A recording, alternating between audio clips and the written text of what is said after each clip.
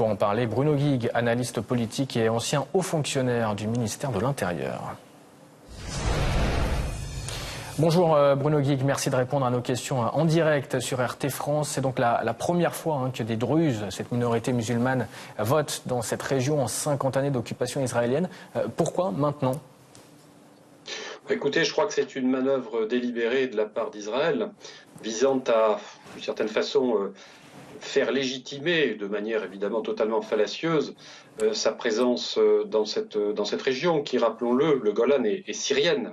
Le Golan est syrien, il a été occupé, annexé en toute illégalité par l'État sioniste. Et il est évident qu'il cherche, par le truchement de ces élections, à faire avaliser une présence qui n'est pas reconnue par la communauté internationale et qui visiblement suscite aussi la colère des Syriens qui vivent sur le plateau du Golan et qui sont, comme vous l'avez rappelé, majoritairement de confession druze. Le vote a pu avoir lieu dans 2 villages seulement sur les 4 initialement prévus, vers à moitié plein ou à moitié vide pour Israël ? Je crois que c'est intéressant de voir qu'il y a une résistance populaire de la part de la population druze syrienne elle-même face à cette manœuvre de l'État d'Israël.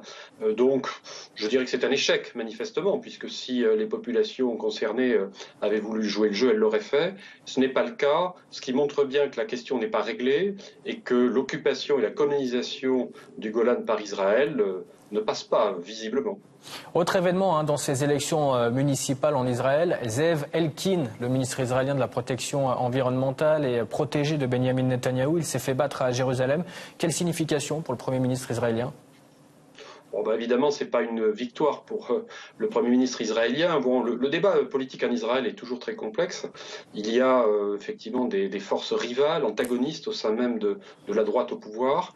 Et c'est vrai que Netanyahou, qui fait de grandes proclamations, parfois un peu martiales, sur toute une série de sujets, peut-être ici a marqué le pas. On reparle du plateau du Golan. Quels sont les plans d'Israël pour le plateau du Golan ? Combien de temps peut durer ce statu quo ?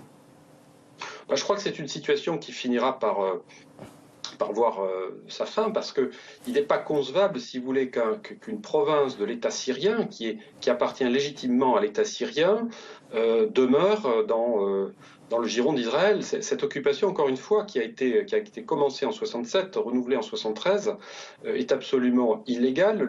La colonisation est illégale. Il y a 35 colonies dans lesquelles vivent 30 000 colons. Et l'annexion prononcée par une loi intérieure israélienne en 1981 de ce territoire est elle-même parfaitement illégale. Donc ce que n'admet pas le droit international, il n'y a aucune raison que les personnes concernées, c'est-à-dire les Syriens qui vivent dans le Golan eux-mêmes, l'admettent. C'est encore une fois une situation qui ne pourra pas durer, ça n'est pas possible. Merci Bruno Guigues d'avoir répondu à nos questions. Je rappelle que vous êtes analyste politique et ancien haut fonctionnaire du ministère de l'Intérieur.